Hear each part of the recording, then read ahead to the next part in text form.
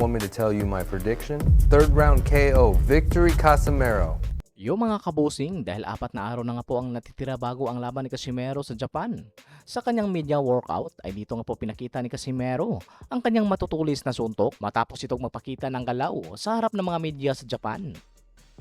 Makikita rin natin na manifest na rin ang katawan ni Casimero sapagkat sa 126 pounds na nga po ito lalaban. Na makakalaban nga po nito ang isang Japanese boxer na si Tomi Zukoshi, 8 rounder nga po ang kanilang laban. Ayon kay Casimero ay manatili pa rin ito sa 122 pounds pero sa labang ito ay sa 126 pounds muna siya lalaban.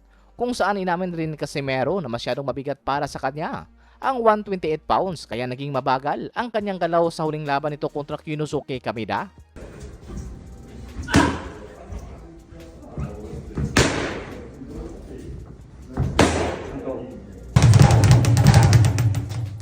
Samantala naman, nagsalita naman itong dating tumalo kay Casimero na si Kyunosuke Kameda.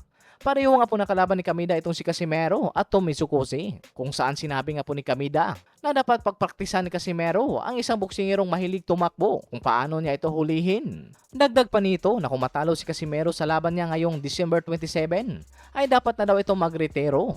Kung saan ang prediksyon ni Kyunosuke Kameda sa laban ni Casimero at Tomi Zukoshi ay knockout daw ito sa loob ng round 3. At pabor daw ito kay Casimero. Nakalaban nga po ni Kameda itong si Tom. Pero taong 2018 pa ito, pareho nga pong baguhan pa sila sa pro career.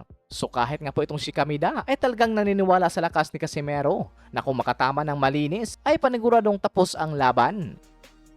So next time too, if you anticipate it, that'll be enough to win. Honestly, this is a player who just can't cut it anymore. Yeah, because he's just not the kind of player who can become a world champion. If they lose this one, I think they should decide to retire or whatever and just say it. And if you're not going in with that kind of determination, you're not going to win. Want me to tell you my prediction? Third round KO, victory Casimero.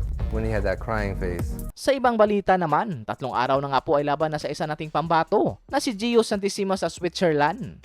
Makakalaban nga po nito ang undefeated prospect ng Dominican na si Angelo Pina na mayroon nga po itong undefeated ring record na 12 wins and 7 knockout.